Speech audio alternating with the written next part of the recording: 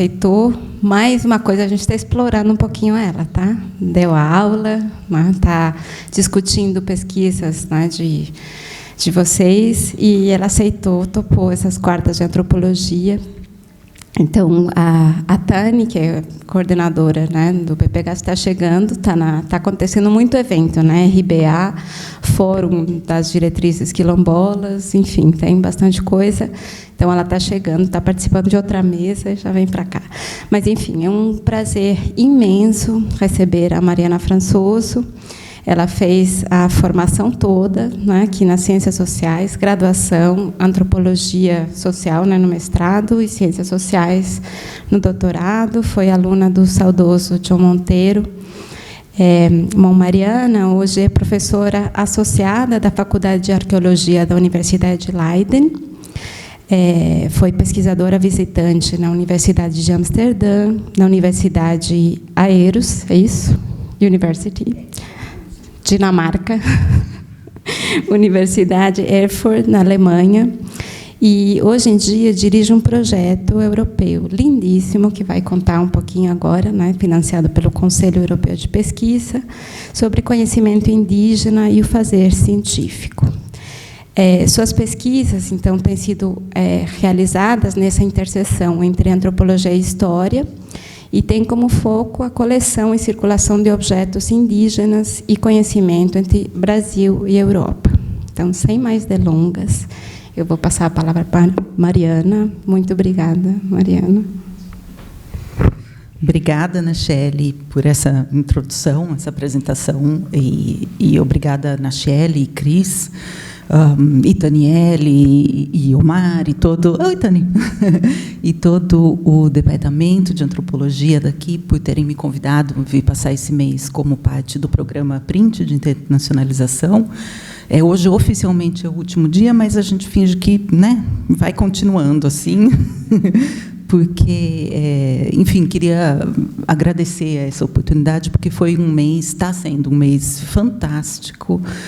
Sim, é a minha primeira vez no Brasil pós-pandêmica, fiquei muito tempo sem vir, primeira vez na Unicamp, mais tempo ainda, de volta a casa, e para mim tem sido um mês assim quase em que eu voltei a respirar, sabe, sem querer fazer piada com a pandemia, mas é verdade, intelectualmente voltei a respirar, e dei esse breve curso, né, sobre metodologia de pesquisa. Também quero agradecer essa oportunidade, porque para mim foi fantástico, e os alunos, vocês são todos fantásticos, não devem nada a ninguém. Então, assim, o que eu vou falar hoje é um pouco apresentar a pesquisa, bom, um pouco do meu doutorado brevemente, né, que eu fiz aqui há um certo tempinho, e como a minha pesquisa de doutorado aqui me levou a formular esse projeto maior de pesquisa, e o que eu estou fazendo dentro dele, junto com a minha equipe, não trabalho sozinha, nessa questão dos objetos indígenas brasileiros, digamos, entre aspas, em coleções da Europa. Mas vai ser uma apresentação bastante informal, e como um convite também, de certa forma, né? Quer dizer, cada um de vocês tem um tema de trabalho, mas o convite fica a vocês pensarem comigo e com vocês mesmos sobre as questões que eu vou apresentar, sobre esses objetos, sobre o que eles nos dizem, o que eles não dizem, não devem dizer, e para quem, né? Então, na verdade, vocês sabem melhor do que eu, o estudo da cultura material é infindável. Então, eu vou apresentar um pequeno aspecto, mas também como forma de abrir uma conversa. Se tiver pergunta durante a minha fala, pode levantar a mão, interromper, não tem problema. E quem sabe surgem ideias de colaboração, e, enfim, também dentro do programa Print, que é um programa de internacionalização, estou sempre disponível a conversar sobre as ideias de pesquisa de vocês fora do Brasil, especialmente na Holanda, mas Europa a gente, né, acaba conhecendo algumas pessoas. Então, no que eu puder ajudar, eu estou agora e depois disponível. Então, queria começar essa fala Aí, se eu começar a falar muito, ficar chato, vocês também dão um sinal, eu corto, e aí a gente passa para a pergunta e eu respondo com os slides, não tem problema. Queria começar a fala com esse objeto, na verdade, essa foto de um objeto, que é uma foto meio meta, né? Porque, olhando bem, dá para ver a minha figura tirando a foto do negócio. Então, eu gosto de começar com ela, porque... Bom, não que eu me ache importante, não sou, mas como eu sou a autora da foto e da pesquisa, eu faço parte daquilo que eu vou falar, né? Tudo vem de um lugar de fala, como se diz. Esse é um dos, até onde se sabe, 11 mantos de pena vermelha considerados que foram feitos pelo povo indígena Tupinambá da costa brasileira e que foram levados para a Europa no período colonial. E quando eu falo período colonial, eu estou me referindo especialmente, ou a minha pesquisa fala especialmente, no séculos XVI, na segunda metade do XVI, até o fim do XVII. Porque, como vocês sabem, a partir do século XVIII, as viagens de exploração, as viagens de pesquisa científica, seja lá o que seja ciência naquele período, de exploração mesmo do Brasil, da costa, da Amazônia, das terras baixas, ela aumenta muito, o número de coleções aumenta muito e tem uma característica um pouco diferente dessas coleções primeiras, né, essas coleções históricas. Então, quando eu falo de colônia, eu falo 16, 17. Esse é um dos, até onde se sabe, 11 mantos. Está no Museu da Basileia, Museu das Culturas da Basileia. Isso foi uma exposição sobre coleções, chamava Collecting Mania, que foi feita nesse museu, acho que em 2000, não coloquei a data, 2018 ou 2018, que eu fui ver, e esse objeto, esse manto, apareceu como exemplo dessa mania de coleções, digamos assim, do fim do XVI, europeia, né, do fim do XVI. Depois é aqui. Uma outra foto também, um pouco menos claramente, mas também estou ali. Enfim, foto mal tirada, porque a iluminação era assim, o celular também era ruim. Mas, de novo, um outro dos assim chamados mantos Tupinambá, mantos de penas vermelhas, esse no Museu de Antropologia de Florença, na Itália, que também, segundo pesquisas, chegou na Europa através das coleções Médici. O manto que está na Basileia, a gente não sabe exatamente, mas, pela localização atual, pode ter sido também através da conexão dos Médici, no fim do século XVI. A identificação desses mantos, né, nos museus, isso é um trabalho que ele merece muita atenção. Ele já foi feito pela pesquisadora, ela é historiadora Amy Buono, que tem uma série de artigos sobre isso. Ela identificou 11 mantos em 6 museus diferentes na Europa, mas ainda há bastante pesquisa que é possível fazer, e eu vou falar um pouco delas com esse material, inclusive para pensar se há mais ou se há menos, né, como a gente define o que é um manto. Enfim, então, queria começar com essas duas imagens para colocar o problema, o tema com o qual eu venho trabalhando aí desde o doutorado, que é a presença desses objetos feitos por diversos grupos indígenas no século XVI e XVII, a presença deles em coleções europeias. O que é, digamos assim, o senso comum, não é senso comum, mas a primeira ideia, a primeira impressão que a gente sempre tem quando entra num museu desses, e a minha impressão é a mesma, né?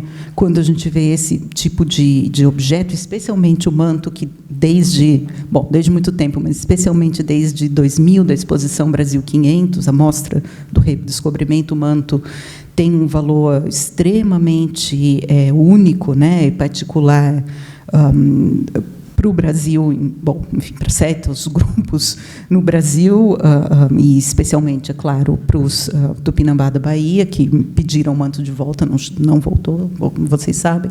Então, eu queria começar com esse objeto, porque ele representa muito bem o tipo de problema que eu tenho tentado enfrentar, que é pensar a presença desses objetos nessas coleções europeias, em termos da sua trajetória, né, sua história, como chegaram lá, por que chegaram lá, como chegaram lá também de um ponto de vista material, porque quando a gente estuda os objetos hoje, eles sofreram transformações materiais também ao longo de todos esses séculos. Então, como chegaram, como estão hoje, são exibidos ou não, com que finalidade, e uma pergunta que atualmente é extremamente importante e sem a qual a gente quase não tem como estudar museus, que é a quem pertence e a quem importa esse tipo de objeto, e a partir daí o que é que se pode fazer com ele. Bom, para fazer esse tipo de trabalho, né, evidentemente, deu certo, é preciso, enfim, voltar a trabalhar com inventários, com documentação muito escassa, né? Essa aí também é uma diferença, acho que até mencionei isso no curso, muito importante quando a gente trabalha com material desse período, em oposição às coleções mais modernas, de século XVIII e XIX. Quer dizer, a documentação disponível para trabalhar com esses objetos mais antigos é extremamente escassa, né, que fala escassa, fragmentada, está em diferentes arquivos, são documentações que nem sempre se conversam, e o grande risco, e acho que eu fiz alguns erros nesse sentido, mas, enfim, a gente aprende, é tomar a fonte documental, né, a fonte escrita, como verdade. Então, na verdade, estudar esse material é uma busca de diferentes interpretações do mesmo objeto, ou daquilo que a gente acha que é o mesmo objeto. Um bom exemplo é essa lista, que, na verdade, é um documento muito legal, é uma lista escrita mais ou menos em, acho que 1656, não sei se está datado aqui. Oi? Não. 1656, escrita em nome do Duque de Gotha, na região central da Alemanha, que estava montando o seu próprio gabinete de curiosidades e contratou para isso Caspar Schmalkalden, um soldado alemão que tinha estado no Brasil holandês, tinha trabalhado, conhecido, voltou para a Alemanha, depois partiria para outros lugares do mundo, mas, quando foi contratado pelo Duque, foi contratado para montar um gabinete de curiosidades. E como se monta um gabinete de curiosidades em meados do século XVII nessa região da Europa? Bom, ou você ia viajar e adquiria os objetos em loco, ou você fazia uma lista e mandava o seu funcionário para Amsterdã, né, onde de tudo se comprava. Era, como disse Descartes, era o grande armazém do mundo, né, Diderot. Então, nessa lista, a gente, bom, enfim, depois de muito tentar ler e não conseguir, pedir ajuda, etc., a gente encontra uma série de elementos, como, por exemplo, nessa lista de supermercado de curiosidades, por exemplo, não é bem feijão, mas são como legumes, né? Feijão, bonen, brasileiros, e também aqui, na mesma lista, cestas indianas. Quando a gente vê nesse tipo de documento a palavra índice, é uma grande dúvida, porque pode ser West Indies, pode ser East Indies, então é um denominador de alteridade, ou seja, não é europeu, mas que pode ser qualquer coisa, pode ser Brasil, pode ser Timor-Leste, né, X. Mas, nesse caso, então, cestas indianas, ou algo assim, como Stuhlkrusen, como almofadas de cadeira vindo de Angola. O ponto aqui, que para mim é importante, são as palavras cesta, né, cesta indiana, ou das Índias, vindo de Angola. Isso tudo é importante por quê? Porque, nessa tentativa de reconstruir as coleções que vieram do Brasil nesse período, a gente conta com, como eu disse, material fragmentário. Os objetos que estão nos museus, esse tipo de documentação encontrada em arquivo, e imagens que retratam como essas coleções poderiam ter sido, né, ou foram feitas. Nesse caso, aqui uma imagem já que vocês conhecem muito bem, suponho, enfim, uma imagem que reaparece sempre, que é a pintura do Eckhout representando, enfim, um tipo humano que seria, nas palavras dele, mulher negra, também uma pintura do período do Brasil holandês, e que já foi estudada por muita gente, mas que ainda contém vários elementos que a gente não entende, sendo, nesse caso que me interessa, aquela cesta que ela está carregando, que, do meu ponto de vista, corresponde mais ou menos com essas cestas que hoje fazem parte do Museu Nacional da Dinamarca, do qual também fazem parte as pinturas do Eckhout. Essas cestas, esse tipo de cesta, ela também existe em outras coleções. Quando a gente vai para a Holanda, tem o que eles chamam de um chapéu, né, que está no Tropenmuseum em Amsterdã, que, segundo eles, vem do Congo. Não tem datação, a gente não sabe quando foi colecionado, mas estamos fazendo pesquisa para tentar entender um pouco melhor a região de onde ele vem e a data em que ele pode ter entrado no museu. Para isso, de novo, é preciso de uma combinação entre pesquisa e documento. Que quem está, na verdade, quem começou a pensar sobre é a professora Cecília Fromont, que acho que ela está em Yale agora, mas ela é uma historiadora da arte, especialista em arte de Angola e Congo no século XVII. E ela me procurou e falou: olha, Mariana, eu estou muito interessada nessas cestas, que, na verdade, podem ser chapéus, ou cestas, em cada museu classifica de uma forma. Então, ela está começando uma pesquisa. E uma das questões que se coloca é do que isso é feito, do que esse chapéu ou cesta é feito. Existe a possibilidade dele ser feito de fibra de abacaxi, uma coisa muito interessante. E, para descobrir isso, a gente precisa fazer análise química mesmo na peça. Então, é uma coisa que pode vir a acontecer, mas, enfim, tudo isso foi pré-pandêmico. Vamos ver onde a gente chega. No mesmo museu, né, porque o Museu de Amsterdã e o Museu de Leiden estão agora juntos, sob a mesma direção, digamos assim, a gente encontra esse outro objeto que eles classificam como filtro ou peneira. Então, provavelmente, a foto teria que ser ao contrário. Eu não sei, aí eu desconheço, não sei se alguém já viu alguma coisa parecida, mais recente ou histórica.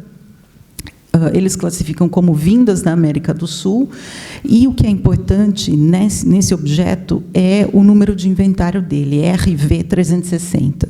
RV significa que ele está no Museu Folkekunde, Museu de Etnologia, e 360 significa que ele faz parte da coleção que chegou no museu como parte da coleção real holandesa. A coleção real holandesa também merece ser estudada com mais cuidado, mas a minha hipótese, e tenho quase certeza, é que parte dela, parte dos objetos que estavam na coleção real, o KKVK, né, que a gente chama KKVZ, Koninklijk Kabinet van Zeldzaamheden, então, o Gabinete de Curiosidades Real Holandês, tinham objetos que vieram também da coleção do Maurício de Nassau. Então, eu me questiono, isso é um filtro peneira? Isso pode ter vindo junto com Nassau? Se ele veio junto com Nassau, será que ele realmente é um filtro peneira? Ou pode ser uma cesta enfim, com a parte de baixo um pouco diferente de outras? Ele se relaciona, de alguma forma, a esse outro material africano, que também é do período do Brasil holandês, que também pode ter chegado na Holanda pelas mãos do Nassau. Então, isso são várias perguntas que eu venho fazendo para, como vocês veem, materiais e documentos e imagens que, a princípio, parecem desconectadas, mas que nessa malha, nesse amontoado de fragmentos, o trabalho, me parece, realmente é de buscar as conexões e tentar recontar, tentar reescrever a história desses objetos, não pelos objetos em si, pode-se fazer isso também, mas porque, isso aprendi com o John, né? Estou olhando ali para a foto dele, contar a história desses objetos, contar a história de transformação desses objetos é uma maneira de repensar a própria história colonial sob pontos de vista que nem sempre são claros usando as fontes só escritas, por exemplo. Então, isso tudo é uma introdução ao que eu tentei fazer no doutorado, com mais ou menos sucesso, dependendo do capítulo, que foi esse livro de Olinda Holanda, tem por aí, é barato, mas não precisa comprar, tem na biblioteca, eu tenho em PDF. Não gastem com isso. Que foi, aliás, vou resumir, não precisa comprar, porque eu vou resumir agora. O livro é uma tentativa de, centrando na coleção do Maurício de Nassau, tentando reconstruir a coleção de curiosidades do Maurício de Nassau, recontar a história do período nassoviano, digamos assim, do Brasil holandês, de uma forma mais inclusiva, levando a sério o que esses objetos da coleção dele nos dizem. Então, o que eu fiz foi, nesse trabalho muito minucioso, muito assim, né, ligando coisas aparentemente díspares, mas que, hipoteticamente, estão relacionadas, podem estar relacionadas, foi tentar mostrar como o Nassau conseguiu os diversos objetos que faziam parte da sua coleção. Foi uma coleção que ele montou no Brasil, ele começou... Ele, enfim, tinha alguma coisa quando ele ainda estava na Europa, mas quando veio ao Brasil, em 1637, com 36 anos, foi aqui que ele montou. Então, a pergunta era como ele montou, o que ele fez com esses objetos enquanto no Brasil holandês, e, a partir de 1644, quando ele voltou à Holanda, por diversas razões, mesma pergunta, o que ele fez com os objetos e que fim tiveram, onde estão hoje, por que é que estão lá. E a conclusão, grosso modo, assim, que eu cheguei, é que olhar para a coleção dele dessa forma, eu lembro até que tinha... Na minha banca, uma das arguidoras, né, do meu doutorado, é uma historiadora do Brasil colonial excelente, quase, enfim, uma amiga hoje, me perguntou, bom, deixa eu falar primeiro o que eu acho que eu mostrei. Minha conclusão foi, olhar para os objetos, para a coleção dessa forma, é uma maneira de pensar ou de mostrar que a aquisição de objetos do Nassau ele fez através de alianças políticas fundamentais para o governo dele, para a possibilidade dele poder governar e depois expandir a colônia, que foram alianças que ele fez, sobretudo, com grupos chamados Tapuia, grupos indígenas chamados Tapuia, alguns indivíduos e um grupo potiguar da Paraíba, potiguara, que fala hoje, na fonte da Potiguar, da Baía da Traição, na Paraíba, e com alguns diplomatas enviados do Reino do Congo. Então, assim, a maioria dos objetos que você vai achar na coleção do Nassau, até onde eu consegui documentar, tem indícios, tem indicações de que eles foram recebidos pelo Nassau nessas trocas diplomáticas. Então, na hora de estabelecer uma conversa, uma aliança, uma primeira conversa especialmente, né, e as alianças finais com Janduvi, que era o chefe, ou o rei, como chamam as fontes, dos Tapuia nesse período, a troca de objetos era fundamental. Nassau recebia arcos, flechas, plumária, borduna, essa borduna aqui que não dá para ver direito, vou mostrar depois de novo, acho. E, em troca, dava chapéu de pele de castor, que não é uma coisa que você precisa usar na Paraíba, mas é uma coisa que você precisa ter. Tem uma fonte que mostra o chefe Janduí, reclamando já um pouco mais para frente, anos depois, né, já com a aliança com o Nassau estabelecida, reclamando que, olha, vocês costumavam me dar presentes muito melhores, chapéus de pele de castor, linho, né, tecidos, agora vocês me dão essas porcarias, entre aspas, esse chapéu que nem é 1/3 castor. Como eu vou fazer as minhas alianças com os demais chefes indígenas? Como eu vou convencer os demais chefes indígenas de que a aliança com vocês vale a pena se os portugueses nos dão presentes muito melhores? É claro que a aliança não era só baseada em que presente se dava, mas o presente, bom, todo mundo lê o Moço, ele, né, personifica, ele materializa uma relação de obrigação entre um grupo e outro. Sobre o contrapresente, os chapéus não, mas sobre o linho, né, os tecidos que os holandeses davam, não só para a Tapuia, mas como para os grupos Tupi, tem um trabalho muito legal de uma historiadora da arte também, chamada, salvo engano, Carina Anderson. Se não for esse o nome, eu lembro depois e passo para quem estiver interessado. O trabalho dela está bem acessível online, em revista que você não tem que pagar para ver. Ela tem um trabalho muito bonito sobre esse outro lado da troca. Então, isso é um lado.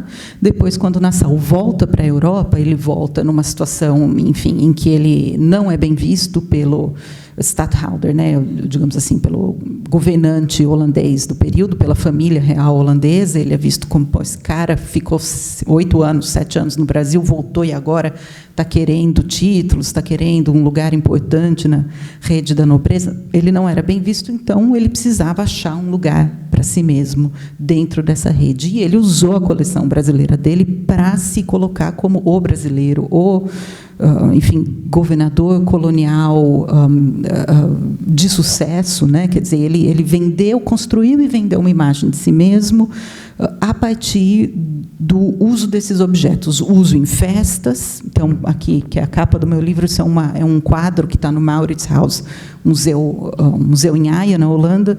Essa é a Mary Stuart II, usando o que eu interpreto. Tem um colega lá na Holanda que acho que não é isso, mas, enfim, o que eu interpreto ser um manto de penas vermelhas extremamente similar àqueles que hoje a gente chama de tupinambá. Obviamente é uma fantasia, porque tem a parte de dentro, né, com esse pano, com esse padrão aí de flores, então isso é uma liberdade do pintor.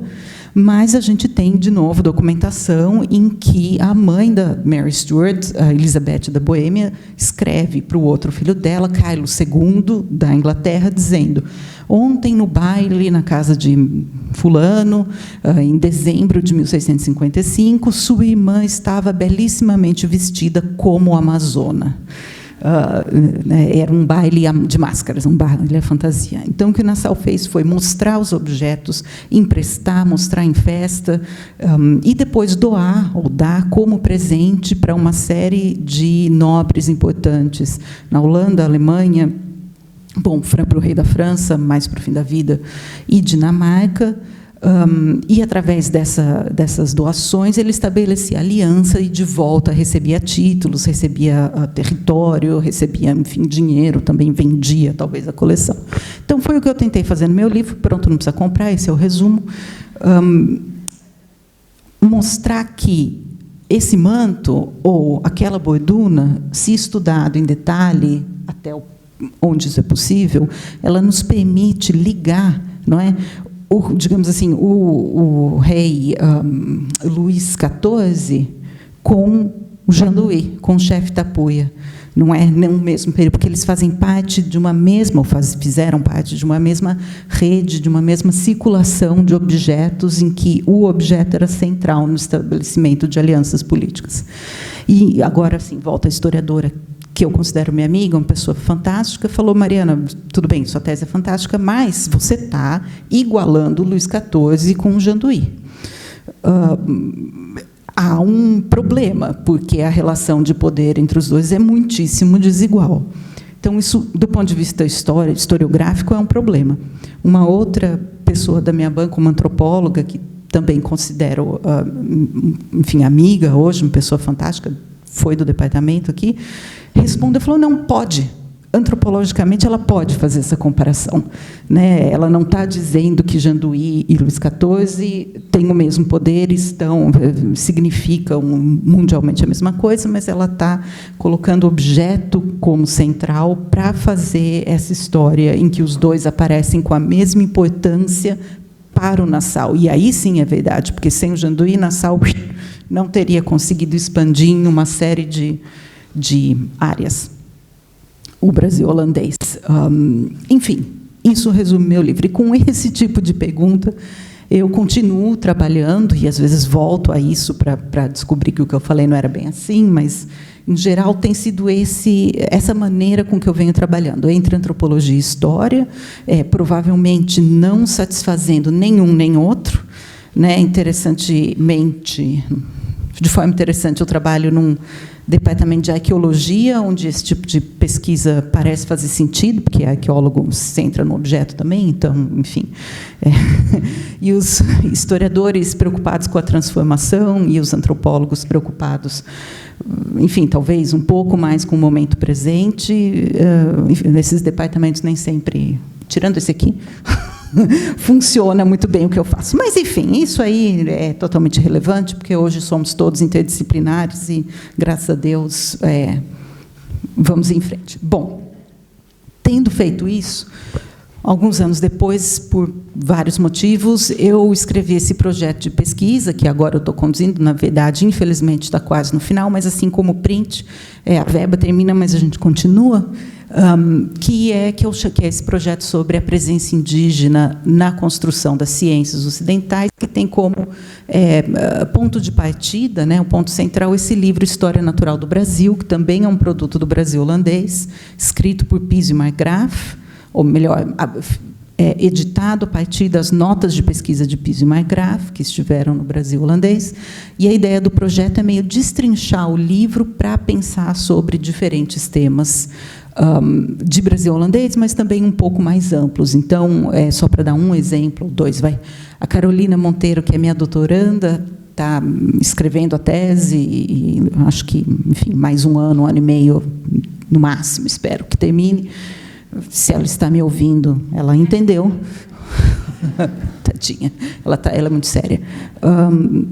Que está tentando reescrever a história é muito, né? Mas está tentando fazer uma contribuição à história da escravidão no Brasil holandês, que já foi contada do ponto de vista econômico, de um ponto de vista de história cultural, pelo José Antônio Gonçalves de Mello, mas o que ela fez, e aí a pandemia serviu muito, acho que é a única pessoa para quem a pandemia adiantou na pesquisa, porque ela tinha copiado toda a documentação do Brasil holandês do Arquivo Nacional de Amsterdã, e aí precisava transcrever e ler aquilo tudo, e aquilo é uma coisa sem fim, aquele documento que eu mostrei vezes 1000, quer dizer, né? E aí veio a pandemia, a única coisa que ela podia fazer era aquilo. Então, foi ótimo, porque ela leu tudo, sistematizou, e está escrevendo uma tese que vai ser muito bonita, em que ela mostra realmente números que não foram mostrados antes, ela mostra questões muito difíceis de gênero, ela mostra questões difíceis sobre, enfim, mães escravizadas e o destino daquelas crianças, e o destino das próprias mães, enfim, coisas muito pesadas, mas que precisam ser ditas, e que, por conta daquilo que a gente aprendeu na escola, pelo menos eu aprendi, espero que hoje seja diferente, de que o Brasil holandês foi o período de progresso da história colonial do Brasil, não foi, né? Não foi, mas foi o período do qual mais claramente que mais claramente foi usado como dizer isso, foi mitificado como alternativa à colonização portuguesa, não é? Foi um período que serve politicamente para você falar contra a colonização portuguesa, para você falar contra o catolicismo, para você insistir no mito de uma certa superioridade protestante que não existe, né? Então, enfim, uma das coisas que a Carol está mostrando é realmente que tudo que foi feito no Brasil holandês foi feito porque aprenderam com os portugueses antes, e aí foram lá e fizeram igual, mas, enfim, numa outra escala. Bom, Carol, isso é uma das coisas que está sendo feita no meu projeto. Outra, muito rapidamente, a Mireia Alcântara Rodrigues, também é doutoranda, ela entregou a tese pronta. Eu ainda não consegui ler, se ela está me ouvindo, me desculpe, Mireia, eu vou ler. O que eu falei para a Carol agora vem contra mim, eu vou ler logo, que é uma tese em que ela estuda as plantas úteis do História Naturalis Brasiliae. Ela faz uma identificação de quais são elas, né, com a terminologia ou a taxonomia botânica, etnobotânica atual. Ela fez um estudo das xilogravuras desse livro e dos outros materiais visuais do Brasil holandês, realmente identificando as plantas, os seus usos, por quem elas eram usadas, como foram representadas, e comparando também com os usos atuais no Brasil. É um trabalho muito, muito bonito, que esse, daqui a pouquinho, assim que eu ler e passar pela banca, vai aparecer. Bom, resumidamente, o que eu quero realmente falar hoje é desse terceiro aqui. Bom, continuar falando, né? A questão da cultura material, que é uma pesquisa feita também, né, pelo Dr. Leandro Matthews Cascon, que é um arqueólogo formado na USP, mas que esteve lá comigo como pós-doc por 4 anos e, enfim, continua trabalhando como parceiro do projeto. Tem uma série de coisas que ele está escrevendo como parte da pesquisa dele. Então, eu vou contar um pouco daquilo que eu estou pensando, daquilo que eu estou fazendo e daquilo que ele fez também, porque o foco hoje é cultura material. Quando o projeto começou, a gente tinha, porque eu que escrevi, então eu tinha essa ideia, eu tinha proposto para o IASI, agora eu preciso justificar, se o IASI está me ouvindo, eu vou justificar. É difícil, viu, online? Você não sabe quem está te ouvindo, você precisa se segurar por todo lado. O que o projeto propunha, que eu propus no projeto, era fazer um inventário dos objetos indígenas classificados como tupi, ou de proveniência da costa do Brasil, nos séculos XVI e XVII, que estão em museus europeus. Era isso que eu queria fazer, ou que eu queria que o Leandro me ajudasse a fazer. Quando a pesquisa começou e foi andando, foi ficando cada vez mais claro, pelo trabalho do Leandro, e o Leandro é esse rapaz que está na foto, do lado dele é a Caroline Caromano, que é pesquisadora do Naturalis, um museu de biodiversidade da Holanda, que ela não faz parte do projeto, mas tem uma pesquisa que conversa muito com a nossa.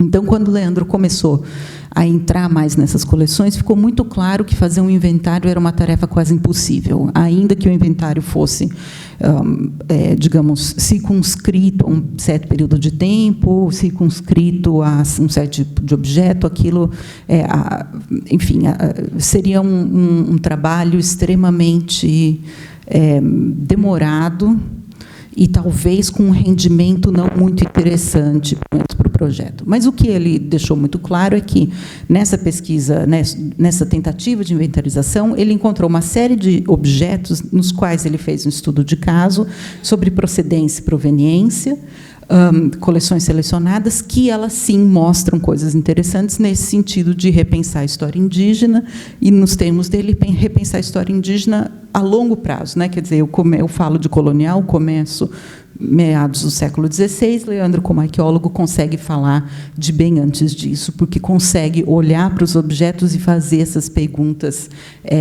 da longa duração, que enfim, é um skill, é um treinamento que os arqueólogos têm e com os quais a gente pode aprender muito.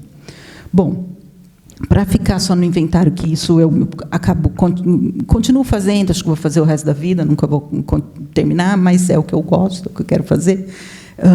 Tem um monte, mas tem duas publicações centrais que me inspiraram a fazer essa pergunta, Primeiro, em termos de tempo, não de importância, a publicação do Christian Feist, que é acho que historiador da arte, não sei, mas foi diretor do Museu de Viena por 40 anos e conhece tudo, de tudo. Falar com ele é abrir uma enciclopédia, e é um cara bem interessante. E, nesse artigo de 93, ele diz que...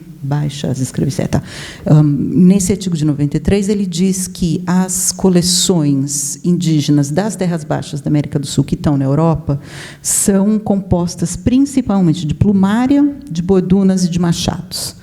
Então, era isso que eu esperava encontrar. Em larga escala, é isso que a gente está encontrando, mas não só. No final, eu vou mostrar uma coleção muito diferente que problematiza tudo que eu vim pensando até agora.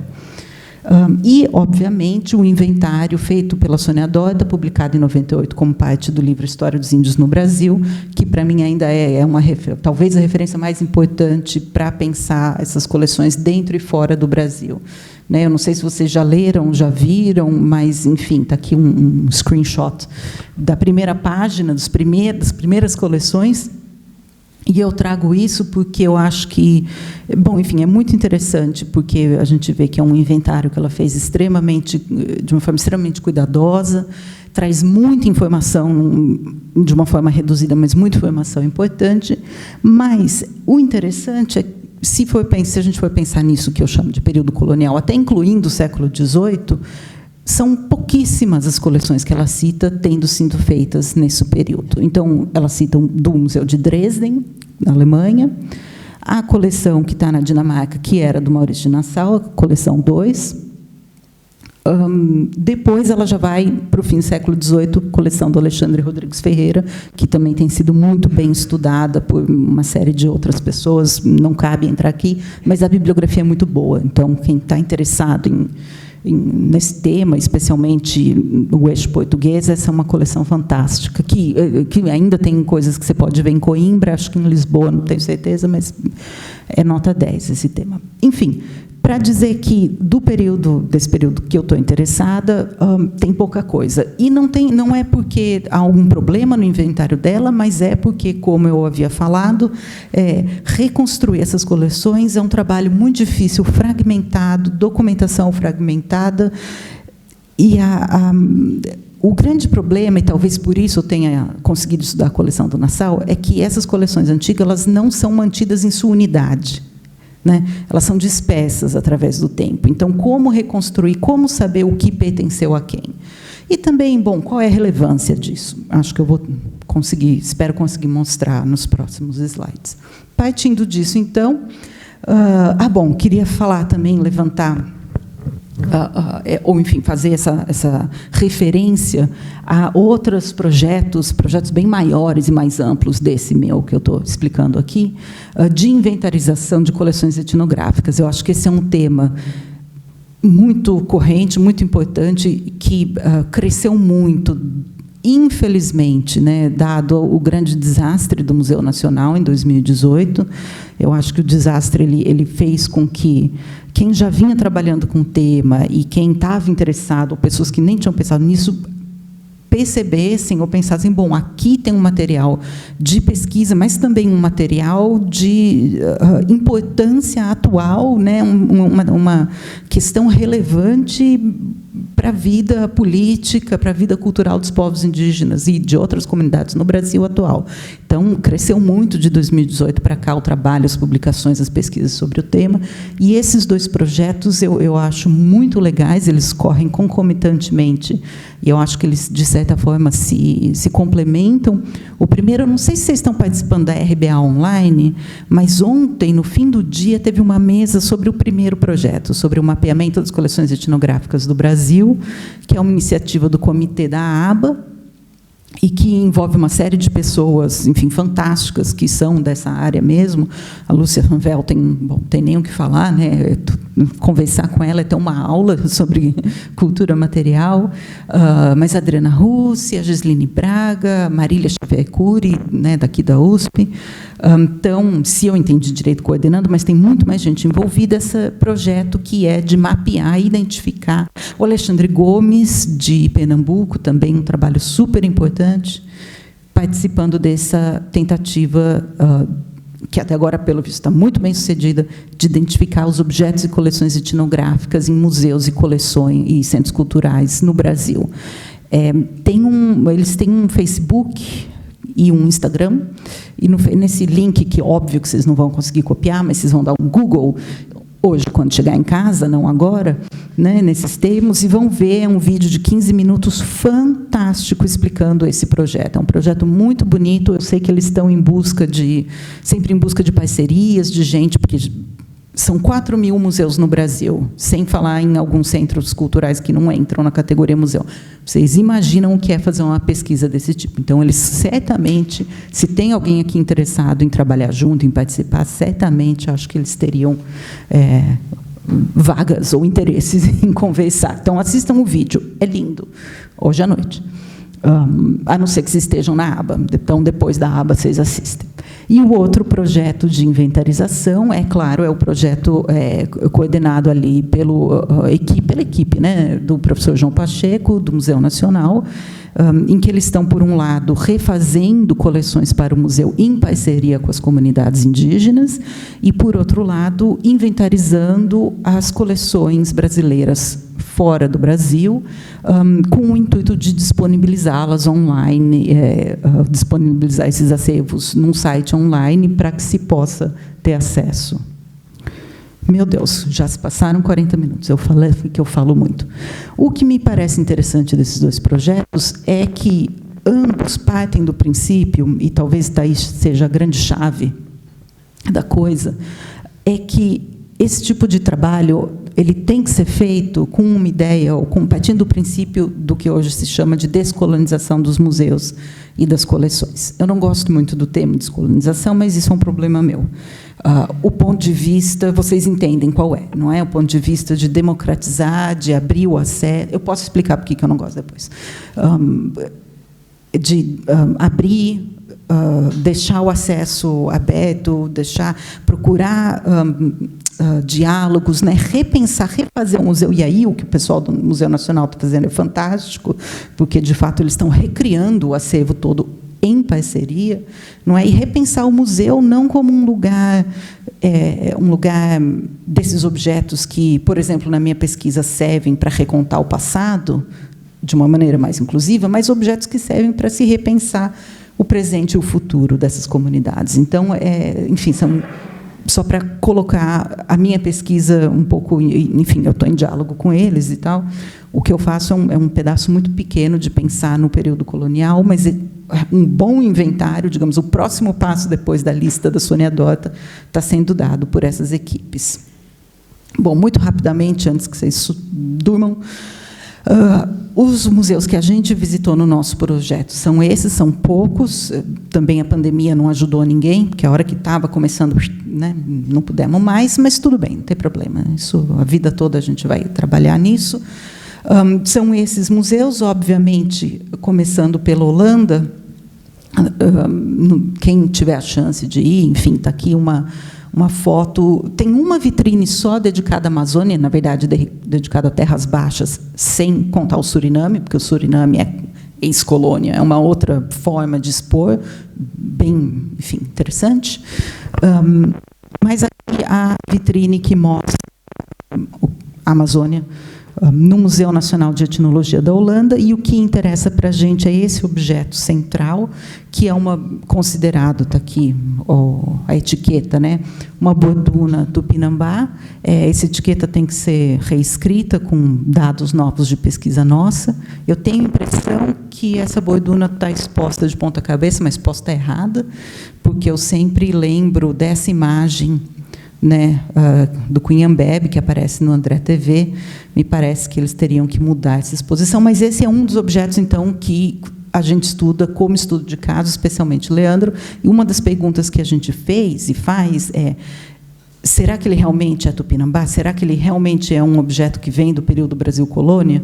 E, para isso, como ele é arqueólogo e tem esse conhecimento, o Leandro está conseguindo utilizar métodos de arqueometria, ou seja, retirada de pequeniníssimas amostras do objeto.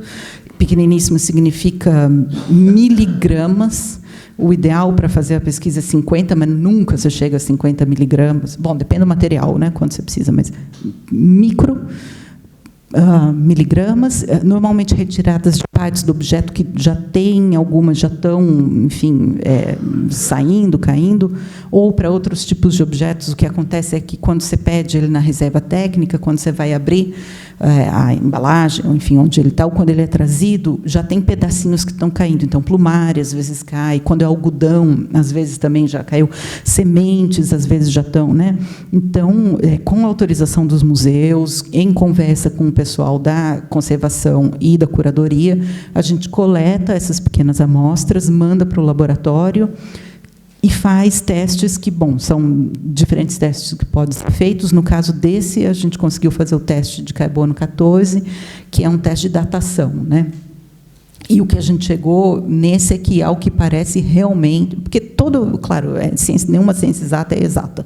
Então, aquele resultado do laboratório a gente tem que interpretar. Leandro está escrevendo um artigo sobre isso. Mostra que, de fato, esse é um artefato que, tudo indica, foi feito até bem antes, né, do período nassoviano, então, século XV, XVI. Ou, pelo menos, é daí que data a madeira. Daí vêm as perguntas. O fato da madeira datada ali significa que foi feito naquele período? Enfim, quando o artigo sair, eu mando para todo mundo uma série de questões interessantes sobre historicidade, sobre materialidade e tal. Nesse museu também existe essa arma tenebrosa, entre aspas, que é enfim, um machado semilunar, não é? E que aqui está em holandês e em latim, mas essa etiqueta ligada a ele, na frente e atrás da etiqueta tem essas inscrições, né, esses escritos, que mostram que esse machado foi supostamente, ao que parece, usado numa batalha, numa luta, enfim, republicana, batavista, na Holanda, no fim do século XVIII. E, ao que tudo indica, também esse objeto veio do Brasil, possivelmente com Nassau. Então, também Leandro está trabalhando com isso, está refazendo a história desse objeto para mostrar, né, essas diferentes camadas de uso e de interpretação que um objeto que provavelmente tinha uma função, uma existência totalmente, ou enfim, muito específica no período colonial e talvez até pré-colonial no Brasil, veio a ser usado, enfim, como uma arma tenebrosa nessa Revolução Holandesa do fim do XVIII, e está lá no museu. Aqui temos nosso amigo Felipe, não sei se todos lembram, mas ele foi aluno aqui também, está na UFSCar agora, ele faz pesquisa conosco. Esse também é uma boiduna considerada tupinambá no Museu de Viena, a Cláudia Augustat, que é a curadora. Esse nós não fizemos nenhuma amostra, gostaríamos, vamos ver se vai dar certo. E eu trago ele, assim, aqui também um machado semilunar, junto com Leandro, Felipe, também mais machados semilunares, tidos como de Montezuma, mas não são de Montezuma, e uma boiduna também tida como tupinambá do Humboldt Forum de Berlim. Trago esses três só para colocar ao lado, então, para vocês entenderem um pouco como é esse trabalho de comparação, né? Quer dizer, é preciso olhar o material, é preciso olhar a datação, as medidas. A boiduna de Viena é muito maior em tamanho do que a de Leiden, você até para pensar, será que realmente são comparáveis? A de Leiden tem resquícios de ter tido também esse, entre aspas, enfeite, né? Que na verdade eram penas que tinha aí, e o que sobrou é só o algodão ou as fibras que seguravam as penas, como na imagem do Cuyambebe. Então, a gente está trabalhando dessa forma. Bom, para terminar bem rapidinho, até agora, o que diz Christian Feist, a gente está encontrando a mesma coisa: plumária, boidunas e machados semilunares. Quando chegamos em Roma, no Museu Pigorini, tudo mudou, porque na Itália tudo muda. Recomendo a todos. Né, Omar? Porque quando a gente chegou no Museu Pigorini, o que nos foi mostrado, foi uma coleção do Athanasius Kircher, que é uma coleção do fim do século XVII. Ele nasceu, morreu na mesma época do Nassau, mais ou menos, quase, mas ele fez a coleção um pouco depois, e é uma coleção que traz objetos muito diferentes. Quer dizer, vocês veem, tem um machado semilunar, mas esse a gente aprendeu do professor de Bolonha, Davide Domenici, e de um aluno dele, que esse objeto veio, como eu coloquei aqui, da coleção do Ulisse Aldrovandi, então, muito anterior, século XVI, e depois foi para o Pigorini por conta de desenvolvimentos do século XIX. Posso responder a uma pergunta sobre isso, se alguém fizer. Mas ela traz objetos muito diferentes. Ela traz ali atrás, aquilo é uma tanga feita de algodão, sementes e dentes. Isso não é um objeto que a gente viu para o período colonial em nenhum outro museu. Tem um outro machado semilunar, ele não é encabado como esse. Tem essa, eu não sei se ela é uma pulseira ou se ela é algum tipo de braçadeira, feita, se eu não me engano, de, como chama isso? Moluscos, enfim, de pedaços de moluscos, salvo engano, mas tem mais gente olhando para isso. E nosso amigo Felipe olhando para aquela cesta de algodão. Nenhum desses objetos a gente viu em outra coleção do período colonial. Aqui tem, de novo, os mesmos objetos que estão no Pigorini, que a gente está estudando também com análise aiquiométrica, análise dos componentes, diferentes componentes, não dos dentes, só do outro material orgânico não humano. Para pensar, bom, são do período colonial, onde podem, se você faz análise com isótopos, você consegue descobrir mais ou menos em que região do mundo, de que região do mundo vem aquele material orgânico. É uma coisa que a gente vai fazer ainda. Então, são perguntas que a gente vem fazendo a esses objetos, justamente porque esses da coleção Kircher nos trazem uma outra tipologia. Então, meio que para concluir, o que esse monte de objetos com perguntas muito específicas sobre cada materialidade, cada trajetória nos trazem, é realmente quase a validade, né? Eu fico pensando, para que a gente está fazendo tudo isso? Claro, pesquisa a gente faz porque alguma questão está muito, enfim, com a gente, e ninguém pode achar interessante, mas você acha, você continua. Um bom pesquisador é aquele que, enfim, está um pouco obcecado com o seu próprio material. Todos vocês são obcecados por natureza, com certeza, com aquilo que vocês fazem, não com outras coisas. Mas, então, assim, qual é a validade, né? Por que é que eu estou tentando fazer esse inventário? Será que fazer estudos de caso não nos leva a algo mais importante, mais interessante? Será que a gente deve quantificar essas coleções, esse número de objetos? Será que a gente deve expandir a tipologia para ir além do Christian Feist, que dá esses 3 tipos de objeto, para trazer mais coisas? As atribuições étnicas em todos os museus é sempre muito problemático, porque ou está um tupi geralzão, ou um tapuia geralzão, ou um tupinambá geralzão, sem que saibam qual a diferença entre, né? E, na maioria, está só Brasil, ou Guianas, ou América do Sul. Ou, às vezes, tem atribuições étnicas que são muito datadas e que são meio que projeções do século XX para o período colonial. Então, isso é uma questão muito importante, e até que ponto a gente consegue, ou deve, né, tentar atribuir, bom, esse objeto foi feito por tal grupo.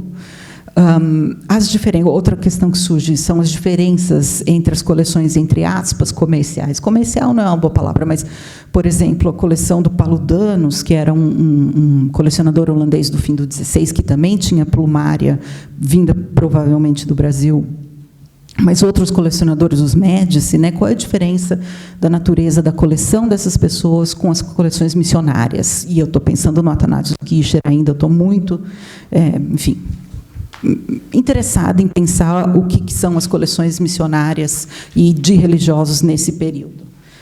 Porque tem muita coisa e tem muita coisa para descobrir ainda. E o material, bom, aí você começa a estudar os jesuítas, aí acabou a sua vida, porque você vai passar o resto da vida lendo carta jesuíta, procurando pequenos objetos e não vai achar.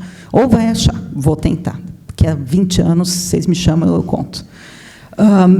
E, obviamente, né, aí, eu também conversando um pouco com a mesa de ontem da RBA, trabalhar com inventário traz problemas técnicos muito específicos, que é a falta de uma terminologia única. Cada museu tem um inventário. Claro que a terminologia é parecida, mas ela não é única.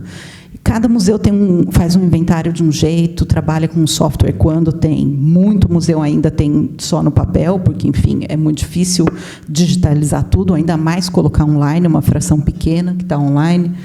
As formas classificatórias desses inventários, elas não bastam, elas não são suficientes para dar conta do que os objetos são, porque a gente sabe que quando você coloca as comunidades em diálogo com os objetos, ou vice-versa, aquilo que se fala sobre eles, ou aquilo que os objetos dizem, é totalmente...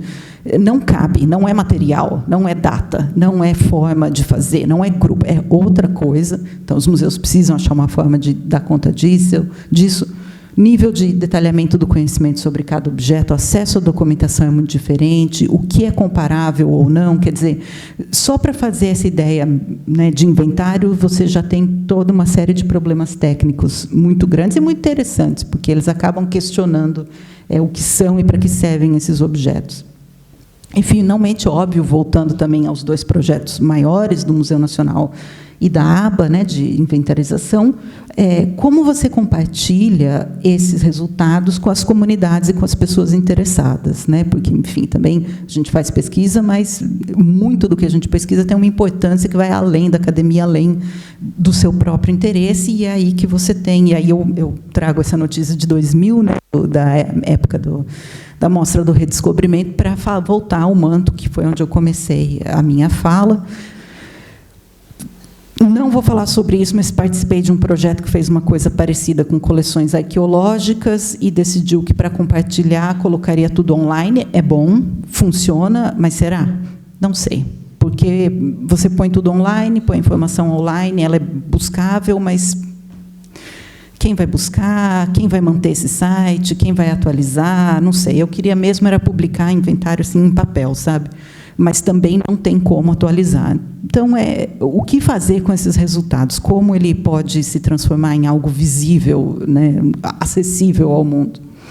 E uma outra, agora eu realmente vou terminar, viu, Nath? Uma outra forma, não é, de fazer esses resultados acessíveis, fazer eles valerem para além da pesquisa que a gente faz, trabalhando com comunidades, eu acho que é a questão da arte, né? Contemporânea, da arte indígena.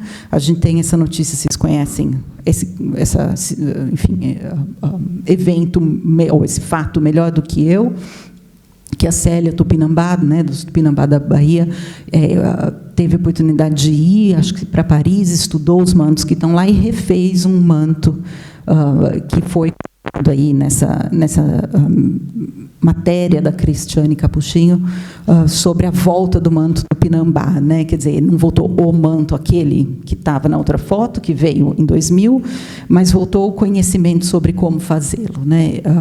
Também tem uma série de limites até onde isso chega, mas me parece que a produção indígena atual e a produção de arte contemporânea, tem uma artista contemporânea brasileira, Lívia Meltz, não sei se vocês conhecem, eu não conheço, mas achei em algum lugar online, está fazendo um trabalho artístico junto com a Célia Tupinambá sobre esses mantos. Então, essa é uma outra forma, talvez até mais interessante. Acho que tem muito para fazer com arte contemporânea.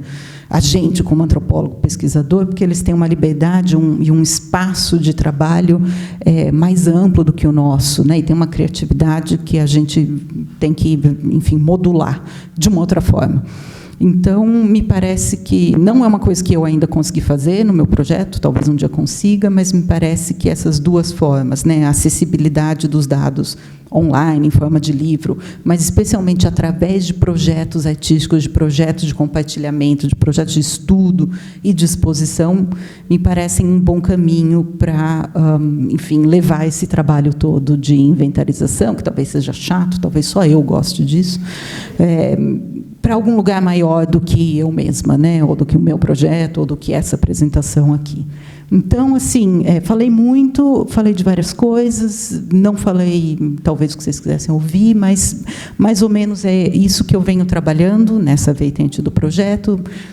Tem muito mais a ser feito. Se vocês tiverem perguntas, críticas, sugestões, se vocês tiverem ideias, ou viram coisas por aí que não estão aqui, deveriam estar, por favor, entrem em contato, falem agora ou depois. Meu e-mail é fácil de achar, WhatsApp, tudo. Não, WhatsApp não, vai, e-mail. E é isso, gente. Muito obrigada, Nath. Obrigada pela paciência.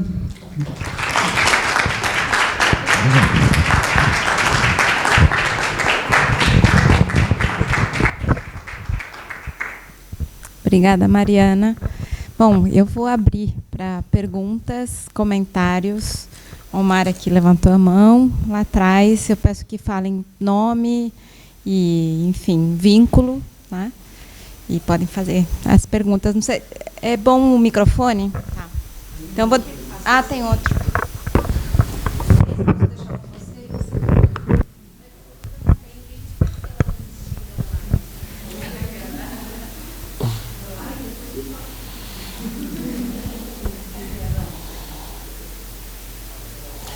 Bom, super obrigado, Mariana. É absolutamente extraordinário poder escutar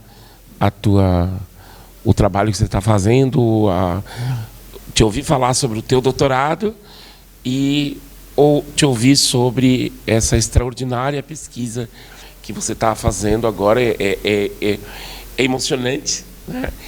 E na medida que você ia falando, eu estava conversando com outras pessoas, eu falei, gente, demais, assistam agora, enfim, falando com alguns colegas, e muitas coisas me vieram à cabeça, e eu vou destacar algumas, porque, enfim, se eu começar a falar, eu também não... Se eu começar a te perguntar, eu não vou parar, né? Mas eu vou destacar algumas coisas que dizem respeito, evidentemente, à leitura selvagem que eu posso fazer do que você está apresentando aqui para nós, né? Tem dois comentários e uma pergunta, tá? Dois comentários. O primeiro deles diz respeito às disputas em torno do manto Tupinambá, né? Que você situou pensando nos Tupinambá da Bahia, né? Mas bom, é um comentário e te dirijo uma pergunta também. Eu não sei se você chegou a acompanhar as polêmicas em torno do manto Tupinambá durante a gestão da Luísa Erundina na Prefeitura de São Paulo. Eu acho que naquele momento foi feita uma exposição, eu trabalhava na Prefeitura, foi feita uma exposição chamada Índios no Brasil. A Marilena Chauí era a secretária de Cultura e foi feito um projeto na Prefeitura de solicitação que um dos mantos tupinambá viessem para o edifício da Bienal, na exposição Índios no Brasil, que foi em 1992. E, na altura, a gente, enfim, nenhum museu europeu, não eram 11, tá? Isso é uma coisa, não eram 11. Naquela altura, por isso que o número que você falou, acho que é muito interessante recuperar essa documentação. Quem tem a memória disso é o Luiz Donizete Benzi Gruppioni. Mas o que é interessante foi que, bom, nenhum museu europeu, nenhuma instituição europeia topou, por mais que a prefeitura dissesse que ia pagar seguro e o escambau. Por quê? Porque havia a percepção que uma gestão progressista na cidade de São Paulo, o manto viria e ninguém deixaria ir embora. Certo? Isso foi o que era discutido na época, foi discutido no jornal, e na altura nós sugerimos, isso foi lavra minha, né? Porque tem a parte cômica, que eu fazia mestrado, tá? Eu sugeri para a Marilena Chauí que a Marilena Chauí fosse à Europa e fizesse como a Melina Mercury. Quando a Melina Mercury, grande atriz grega, quando assumiu o Ministério da Cultura do Papandreou na Grécia no início dos anos 80, a Melina Mercury foi ao British Museum e, em 1982, e vendo o Partenon, há uma reivindicação até hoje do Estado grego pelo Partenon que está no British Museum, a Melina Mercury começou a chorar, se descabelar, tal. Aí a gente falava: Marilena, vai para lá, chora, se descabela. A Marilena falou não. E o que, afinal, a gente acabou fazendo na altura, a ideia foi do Luiz, foi você criar um espaço vazio. Não? A gente anunciava no prédio da Bienal um espaço escuro, você anunciava que dentro estaria o manto tupinambá, as pessoas entravam e não estava. E no entorno desse espaço escuro tinha as fotografias do manto tupinambá, um pouco anunciando aquele vazio, né? Então, eu acho que é interessante para o teu trabalho recuperar isso, colocar alguém, porque acho que dá uma liga fantástica, né? Segunda coisa, diz respeito a um personagem que você citou e que eu venho insistindo há milênios, ninguém me leva muito a sério, com os nossos alunos aqui, que é a Sônia Dorta. Você falou, esse inventário é fantástico. Eu acho que o inventário da Sônia só é fantástico por conta da pesquisa que a Sônia fez anteriormente com o Parico Bororo, que você conhece. Que ela faz uma etnografia de um parico, ou seja, que é o mestrado da Sônia, e que eu acho que deveria ser republicado para todo mundo aqui ler, enfim, eu acho que é uma... Agora vem a pergunta de fundo, Mariana, que é uma coisa que me ficou aqui, inclusive você fala, eu não gosto da palavra descolonizar, não, mas eu não vou entrar nessa, porque eu acho que essa é uma excelente discussão, e eu também não gosto, e provavelmente pelas mesmas razões, mas não seria esse o ponto. A minha questão de fundo se subdivide em dois pontos. De um lado, eu acho que você chega uma hora e você fala assim, os holandeses fizeram a mesma coisa que os portugueses. Isso eu acho que é um ponto que é importante insistir. Isso pensando numa grande historiografia que nós temos, que é um pouco você destacar que essa, digamos, essa competição intra-imperial em que você... Quer dizer, o universo pós-colonial, comprar essa competição histórica intra-imperial não faz o menor sentido. Por quê? Porque os impérios, eles estavam num universo de disputa, mas eles também estavam num universo de troca de aprendizados. Para usar o termo do Luiz Felipe de Alencastro, o aprendizado da colonização. E, lembrando do trabalho do Pedro Puntoni lá atrás, A Mísera Sorte, o Pedro, o que ele fala? Bom, os holandeses chegaram aqui e fizeram exatamente a mesma coisa que os portugueses, que é escravizar, que significava ocupar Luanda. Então, nesse sentido, eu acho que esse tom que você dá é muito poderoso e eu acho interessante destacar. Eu vou ter que repetir tudo? Já me perdi de onde eu estava, desculpa. Ah, sim. E aí, já puxando um pouco do gancho do Omar, eu queria aproveitar para perguntar se eles estão dentro desse possível escopo de troca, qual que é a diferença disso para o comércio que já acontecia no período colonial. E aí, a minha segunda pergunta é em relação aos curadores que ajudaram você no projeto. Você comentou de alguns. Hoje, a gente tem muito uma coisa do curador como pesquisador, e eu queria que você comentasse um pouco onde que você acha que o seu trabalho se aproximava e se diferenciava do deles, pensando em produção conceitual, teórica, e até em produção prática mesmo, de manuseio de objeto, de pesquisa em coleção. E é isso. Não pode fazer mais uma? Pode fazer. Pode ser. Boa tarde, pessoal. Meu nome é Denilson, também sou estudante do PPGás aqui desse ano. E aí, enfim, parabéns pelo trabalho. Eu não entendo muita coisa da área, sou uma pessoa que estuda outras coisas, mas eu me interesso muito por isso. E aí, enquanto você foi expondo, que eu achei fantástico, eu fiz um paralelo, e eu não sei até que ponto esse paralelo é certo, com as recentes disputas sobre os objetos de matriz africana. E, por exemplo, se pensar no Rio de Janeiro, onde teve todo um movimento que também pretendia fazer a volta desses objetos para as comunidades, mas o que acabou acontecendo até onde eu acompanhei foi a troca, né? Parou? Não. Que foi a troca, né? Esse objeto sair do departamento da polícia para ir para o museu mais geral, assim. E aí, com essa coisa do manto tupinambá, né? Enfim, isso me interessou. E eu não tenho muito bem uma pergunta formulada, né? Mas é entender essa posição sobre o Estado, né, no caso os museus estão sob a tutela desse material, mas a gente for pensar em autoria ou a quem pertence, como que é problemático isso, né? Você apresentou a possibilidade da reconstrução do manto, né, uma solução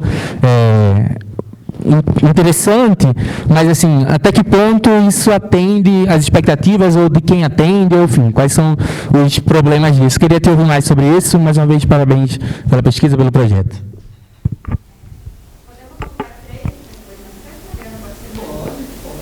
A minha, na verdade, é bem pontualzinha, assim. A minha pergunta é sobre como são as exposições hoje na Europa, no sentido da questão dos desenhos, assim, tipo, as ilustrações que os próprios museus produzem sobre a exposição que está sendo ali feita, né? Essa pergunta veio porque um amigo meu esteve na Itália esses últimos tempos e ele me mandou uma foto de uma exposição, tipo, que falava sobre a América do Sul, e tinham várias sessões sobre, acho que era, não sei que cidade da Itália que era, acho que era Torino, se não me engano, e tinha uma exposição, assim, com várias entradas, assim, subdivisões pelos países, só que aí, dentro das entradas, tipo, tinham ilustrações, assim, bem caricaturescas, assim, do que seriam os povos de cada um dos países, né? Eu queria saber, então, nesse sentido, das imagens que os museus produzem sobre as exposições, né? Como é isso hoje?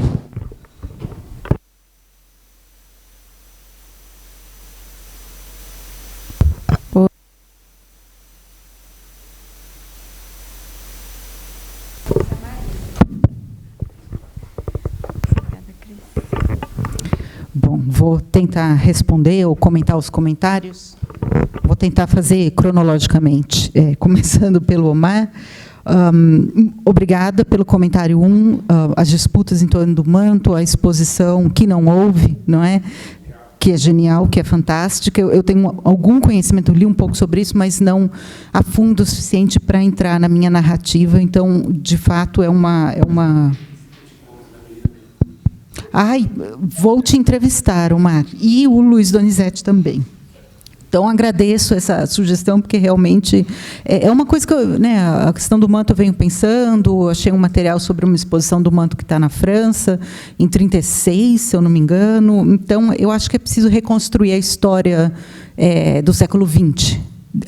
E até repensar, agora que a gente está falando, por que a gente chama ele, o manto, no singular, quando existem talvez 6, talvez 11, não sei, né? Também o que é manto, que não é, quem sou eu para dizer, mas, enfim, dá para ter certas categorias, mas, sem dúvida, vou continuar, vou te entrevistar. Pronto. E vou continuar nessa busca, é importante esse tema. Número 2, a sua anedota. Bom, que bom que você também gostou dessa retomada da lista dela. De novo, isso foi uma bronca que o John me deu, mínimo 15 anos atrás, em que eu estava falando de coleções, não citei a Sônia Dott, ele falou, Mariana, o que é isso? Né? Aquele jeito de, olha, tudo bem, tá bom, mas assim, não começa aqui, começa lá atrás, né? E aí li a Sônia Dott e realmente é a partir daí que a gente tem que pensar uma série de coisas, inclusive porque esse inventário, né, dela é precedido por uma pequena, muito pequena introduçãozinha em que ela explica tão claramente o porquê e como ela fez aquele trabalho. E antes tem um texto dela com a Lúcia Van Velten também falando da importância da cultura material. Estudo no História dos Índios do Brasil, que são, assim, enfim, até hoje é isso mesmo, né? Não, é seguir essa linha de trabalho. Então, fico feliz. O terceiro ponto, eu poderia também falar 1h15 sobre, que é essa questão do imperial. Primeiro, imperial, pós-imperial, decolonial, não gosto de decolonial porque não é possível ser decolonial, no sentido de tirar a colônia ou o colonial de onde ele está, daquilo que o constitui. Né?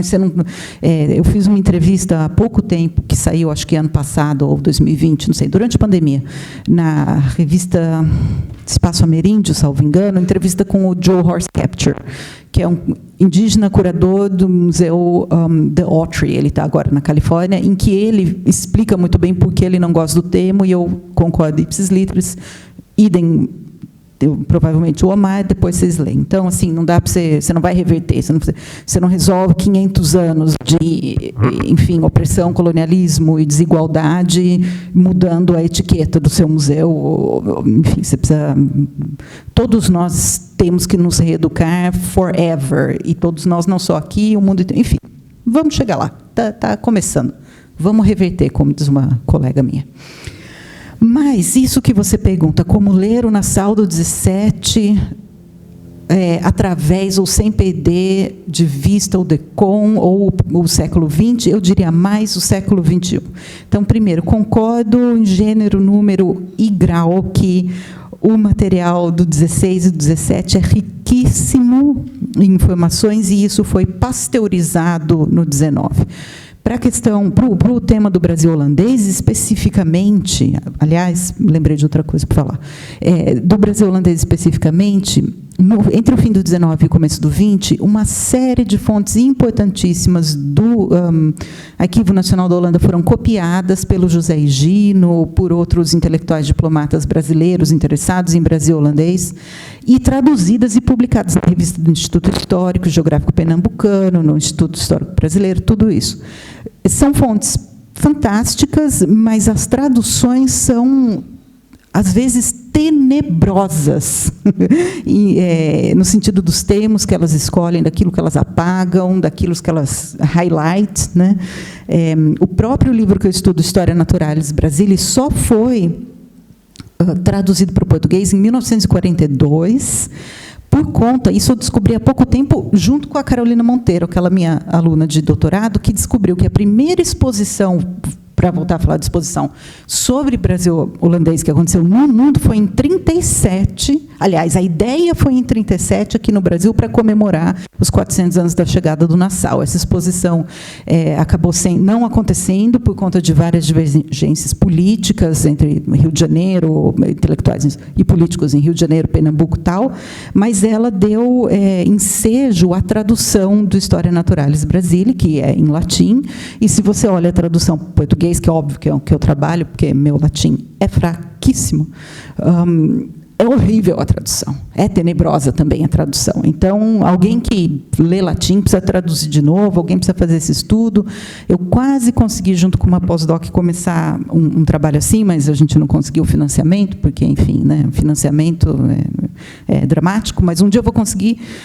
É preciso estudar essas traduções, elas são pasteurizadas, elas são, aspas, violentadas por a maneira que chega no 19, porque, obviamente, isso também, para voltar sempre a ele, John Monteiro já mostrou para o caso dos tupis e tapuias e historiadores em São Paulo e no Brasil, há um projeto de nação, um projeto capitalista do 19 e do 20 que precisa que a história seja X e não Y. Então, essas traduções, e mesmo as fontes produzidas naquele período, são bastante diferentes da do Brasil colonial, ou do período colonial em geral. para a Holanda, Omar, você precisa ficar um tempo lá.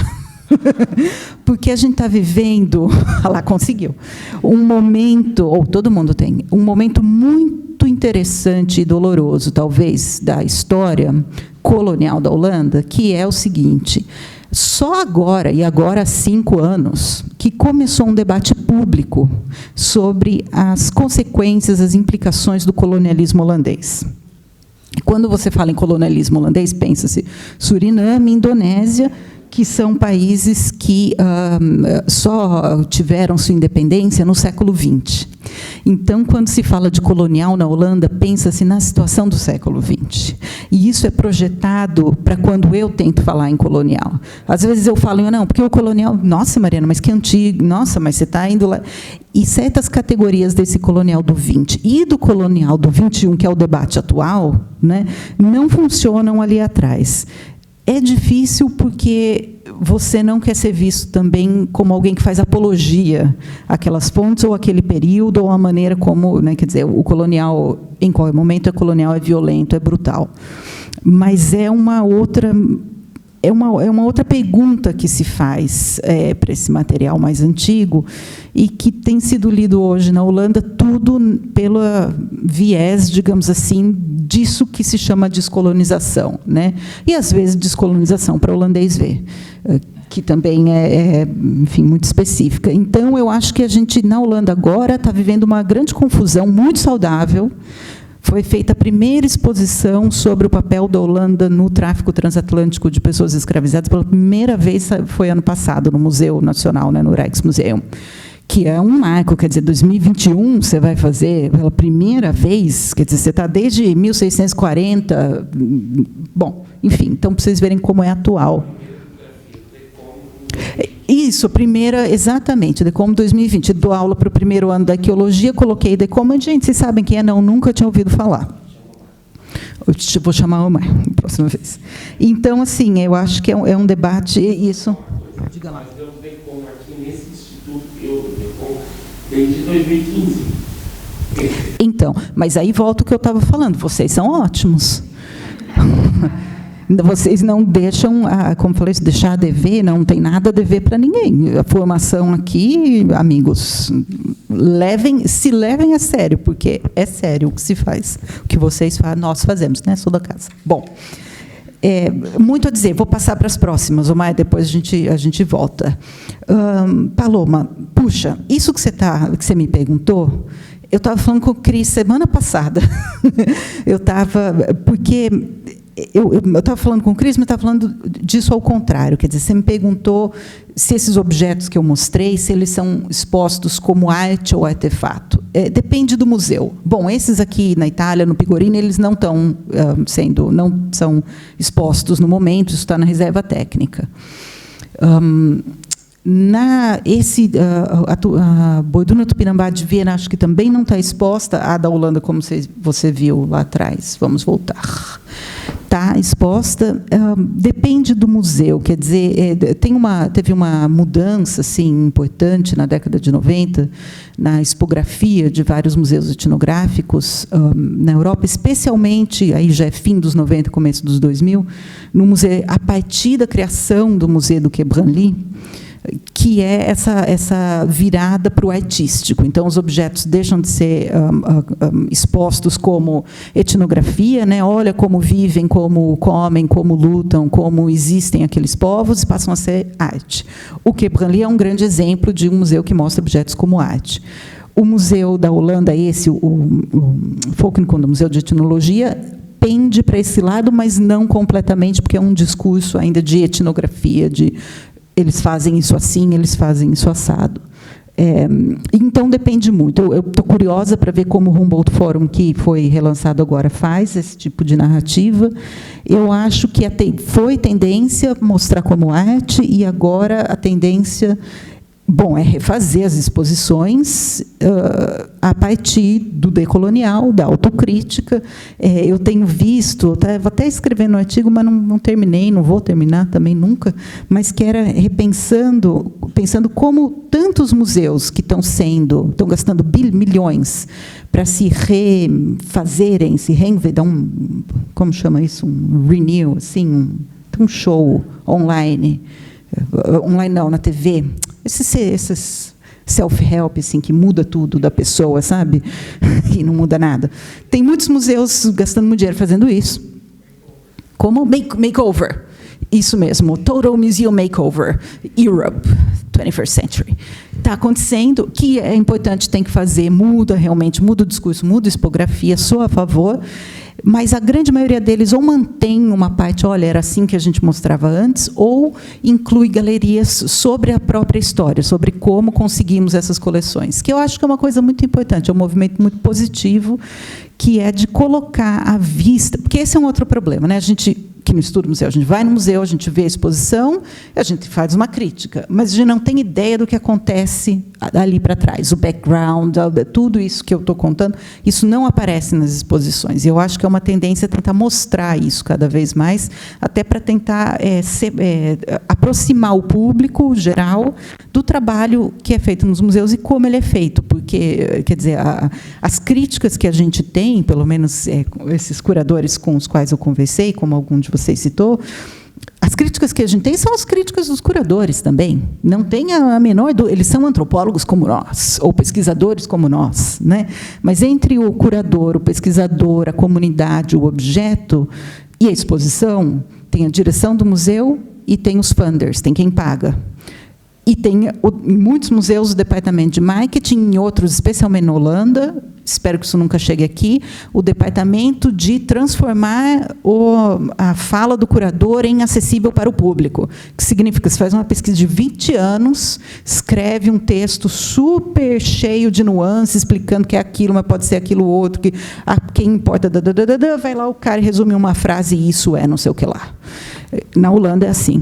Espero que não em outros lugares. Então, as exposições, para pensar sobre elas, é preciso pensar que elas são mediadas por uma série de diferentes interesses e diferentes níveis de poder decisório, digamos assim. Se isso é arte, não é arte? Então, é isso que eu não sei. Essa é a pesquisa que eu quero fazer. Falei para o Cris, então não posso responder a sua pergunta, mas posso dizer que quero respondê-la através de pesquisa, que é pensar as fronteiras, se é que há, entre o mercado da arte indígena, ou, enfim, outra categoria que você pense, as coleções de museus feitas hoje, as coleções de museus feitas pré e pós, século XX tem que ser pré e pós 1970, né, que é quando começa a mudar a legislação, e os colecionadores atuais, quer dizer, o fato de que eu posso ir numa loja no Cambuí, que, né, me foi passada aí, e comprar um objeto que, pelo que eu vejo, poderia estar num museu, né? Quais as fronteiras existem? Eu acho que não. Acho que a fronteira do colecionismo aí ela é muito tênue, e é preciso pensar sobre isso. Isso não é ruim necessariamente, mas isso implica repensar a mitificação dos museus e dos objetos que a gente mesmo faz. Porque, para citar um outro exemplo de Leiden, em 2013, 14, a gente fez um trabalho no Museu de Etnologia com os Capó do Maranhão e o pessoal do Museu Guild, de Cláudia Lopes e tal.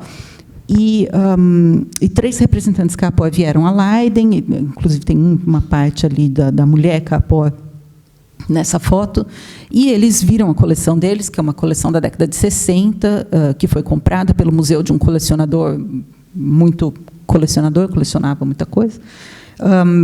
E viram a coleção e a gente perguntou, bom, o que vocês acham, o que vocês querem? Vocês querem de volta? Vocês querem que tire de exposição? Vocês querem que, né? E eles falaram, não, pode ficar aqui, porque essa coleção representa o povo Capó junto aos outros povos do mundo, a gente só quer que vocês coloquem o nome de quem fez cada obra, porque não é Capó, né? Foi uma pessoa que fez isso. Então, E essa foi a demanda deles.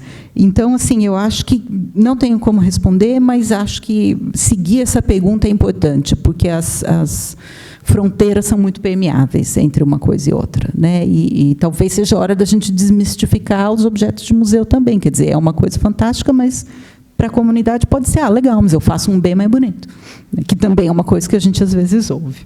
Não respondi, mas falei algumas coisas. Denilson, não conheço, quer dizer, sei que existe, mas não tenho leitura suficiente para comentar dessa questão dos objetos de matriz africana. Sei que a coleção do Departamento de Polícia no Rio de Janeiro é uma coleção, ou foi uma coleção importante, pesquisada, pensada, mas você traz a questão, né, na minha pesquisa, como funciona o a quem pertence, e a que expectativas atende a pesquisa, ou colocar online, como... Perdi um pouco o ponto. Tudo bem. A relação entre os proprietários e aquilo. Então, de novo, é uma pergunta importante porque a resposta não é única, né? Pensando nesse caso dos Kaapó, mas também muitos outros sobre os quais eu já li, vi colegas falando. Bom, para voltar no colonial, esse material que eu trabalho, que é lá de trás, 16, 17, é muito difícil você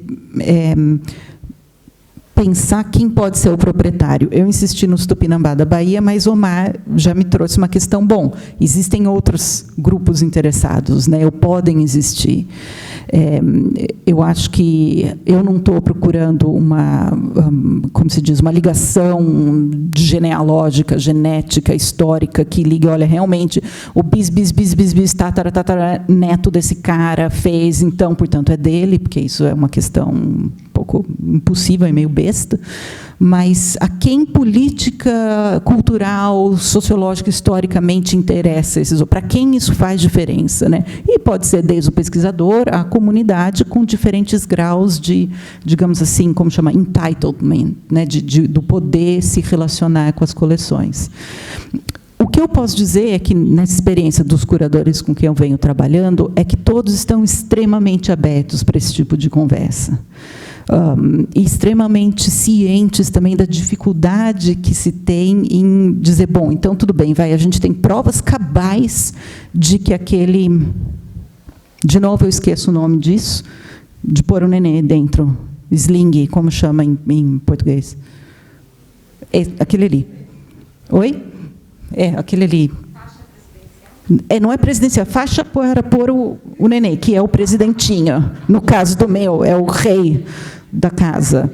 Sling, digamos. Esse sling, não há dúvida nenhuma que foi feito por uma pessoa Kaapó.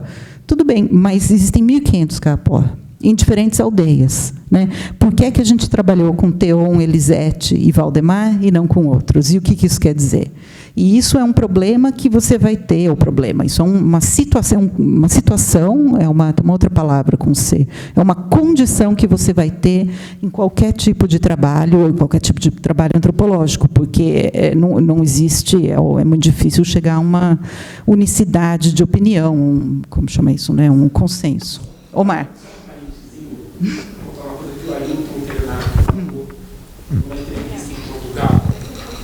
Recente.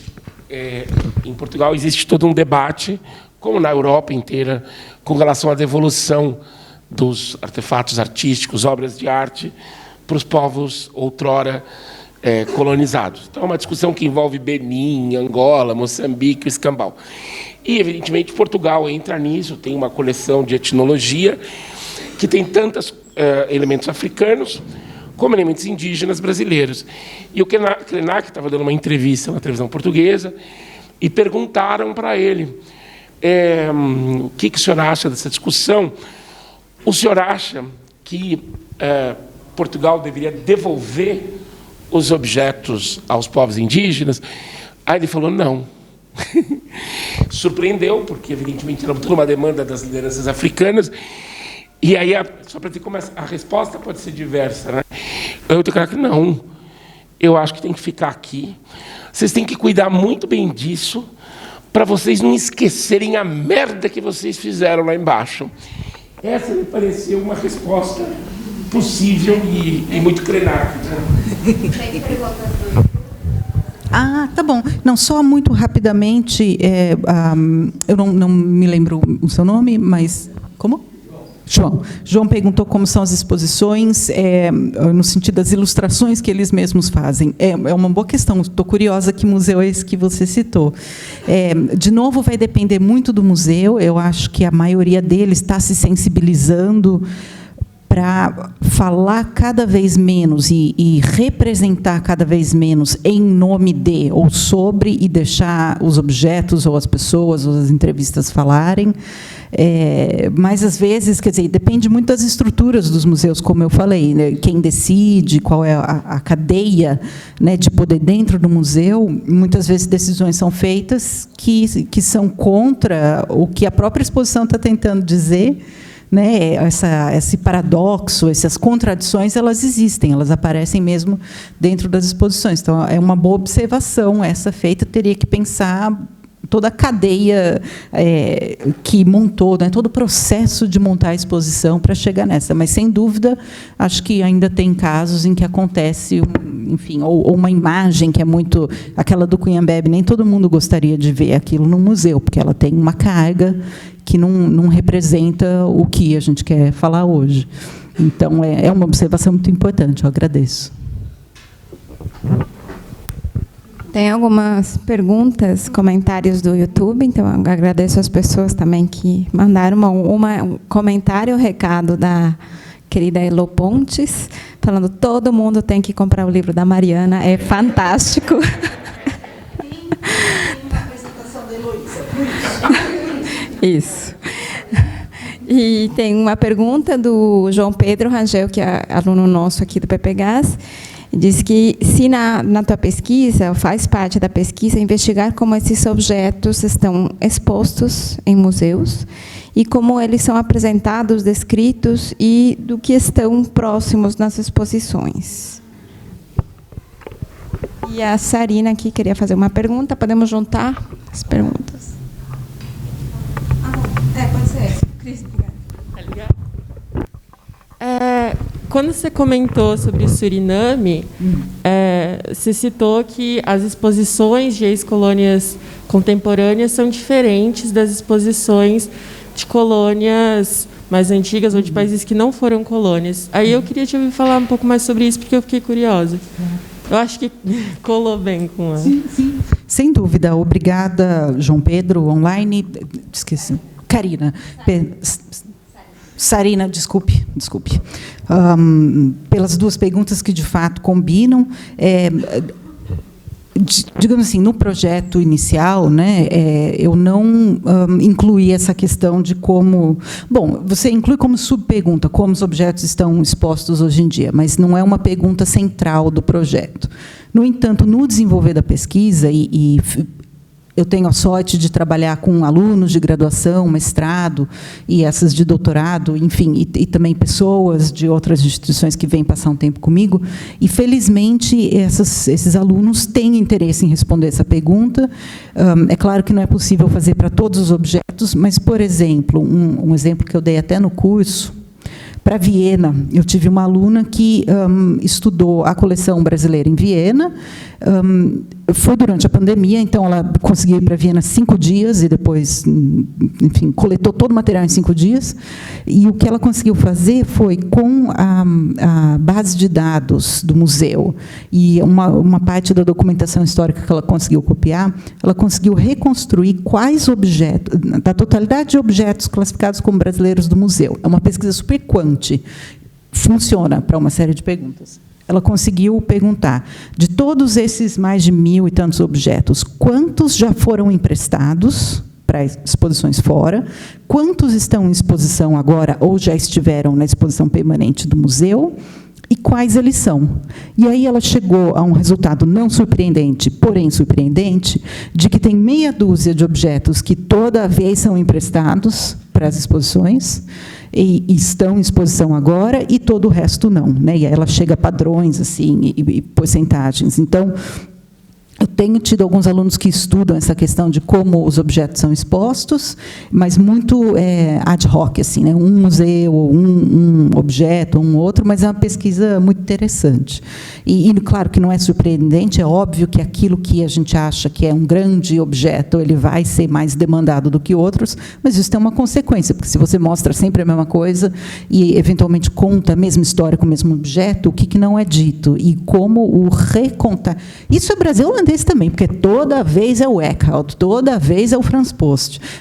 100 anos, Post, Eckhout, é sempre a mesma história. Que outros objetos você pode mostrar para contar uma outra história? Então, de fato, João Pedro, isso é um tema que tem que ser explorado. Sua pergunta, espera aí, um minuto, vai voltar. Suriname e Indonésia. Por que é diferente? Por quê? Porque, especialmente para o caso do Brasil holandês, primeiro que o tempo, né, do Brasil holandês não é estudado nas escolas. O holandês não sabe que eles tiveram uma colônia no Brasil. E isso nunca foi levado muito a sério, muito como importante. Tem uma produção intelectual pequena, se comparado à Indonésia, pelo próprio tempo, né, 400, 300 e tantos anos de colonização, e em Suriname, mas a produção intelectual era boa, mas limitada, mas as exposições e a história pública, digamos assim, a fala pública, as notícias tal, sobre o período Brasil holandês eram pouquíssimas até 2018, acho que foi, 17, sei lá, em que teve uma controvérsia específica num museu, no Mauritshuis, que resolveu tirar de exposição um busto do Maurício de Nassau, porque tinha um outro mais bonito para pôr, e uma pessoa específica fez um comentário no Twitter, olha como é a vida, de que o Mauritshuis estava querendo apagar a história, está tirando, está querendo reescrever, sabe, essa coisa, vai reescrever a história, o que mais, né? Então, e aí começou um super debate no Twitter, foi para o jornal, foi para a TV, não sei o que lá, e aí foi retomado o tema do Brasil holandês, mais na mídia. Agora, a questão de Suriname, Indonésia, essas outras colônias que foram colônias por mais tempo e cuja independência é mais recente, elas são mais presentes, mas também muito pesadas, e, aliás, também teve uma exposição sobre a Revolução na Indonésia, agora no mesmo Rijksmuseum, primeira vez. Elas são mais difíceis porque existe uma população muito grande, demograficamente muito grande na Holanda, de pessoas que vêm ou que são descendentes de pessoas do Suriname e da Indonésia. São pessoas, são muitas pessoas, são pessoas que ocupam lugares muito importantes, e aí não estou falando de governo tal, mas muito importantes para a Holanda rodar, porque aquilo ali não roda, né, não funciona aquele país se não tiver isso que eles chamam de imigrantes, ou qual é a palavra que estão usando agora? Sei lá, imigrante, ou segunda geração, terceira geração, tal, né? E aí fazer uma exposição, ou falar dessas populações, ou do passado delas, é muito sensível. Por muito tempo foi feito como uma coisa, olha, foi uma colônia, está ali, tem o Museu de Etnologia da Holanda, a exposição do Suriname tem até dioramas, mini dioramas, são pequenos, de um artista, sei lá, holandês do 19, que fez vários, e esses dioramas estão em exposição. Quer dizer, é uma coisa meio pesada, né, expor diorama, acho eu, pelo menos, mas estão lá. E isso está sendo repensado agora, porque a voz dessas populações está aparecendo muito mais. Então, é uma questão do presente, o pós-colonial do Suriname e da Indonésia. É uma questão do presente na Holanda e uma questão muito pesada, ainda mais agora, com questão de imigração, refugiados, quer dizer, a gente está vivendo... O governo da Holanda é um governo neoliberal, é um governo extremamente centrão-direita, em termos holandeses, e está muito claro o que está sendo feito com os refugiados da Ucrânia, mas também do Afeganistão, Síria, um discurso, assim, um lugar, né, do imigrante e do refugiado que é extremamente massacrado, colocado como subcidadão mesmo, mas sem o qual não existe Holanda. E aí enfim, história minha, eu gosto, ou eu procuro sempre, quando me perguntam lá, o que você é, de onde você é, o que você faz, ou quando eu me apresento, eu sempre digo que eu sou imigrante, porque eu sou imigrante. Mas existe a categoria expat, para imigrantes que, entre aspas, não incomodam, digamos assim, ou imigrantes que não parecem ser imigrantes. Então, quando falo, você é expert, não sou expert, eu sou imigrante, né? Um imigrante com muito privilégio, mas eu sou imigrante, porque eu acho que essa categoria lá é usada das formas mais erradas possíveis, politicamente mesmo. Então, é meio deprê isso que eu estou falando, mas, bom, se eu esteve lá, é a realidade. E descendentes de pessoas da Indonésia e do Suriname fazem parte, se bem que eles já estão na Holanda, não é igual a refugiado, mas também tem tem um bairro, então é bem complicado lá. O pós-colonial não chegou, ou está acontecendo ainda. A descolonização, então, está possível nos tempos atuais. Mas estamos votando lá também nas pessoas certas. Fica a dica: votar nas pessoas certas. Representatividade. Enfim.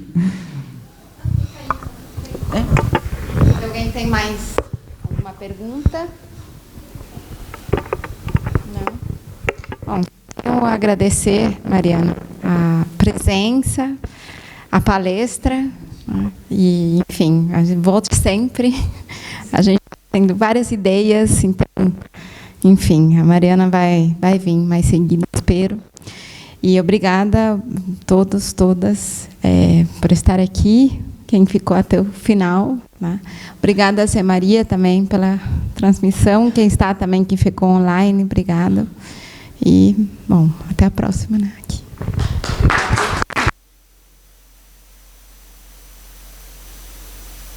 Só agradecer a todos pela presença, pela paciência, pedir desculpa que eu acabo falando muito, mas é tão bom conversar com vocês em português. Então, é legal. Eu fico muito feliz e estou sempre por aí. Cada 6 meses, a não ser que tenha outra pandemia, cada 6 meses eu estou em Barão Geraldo.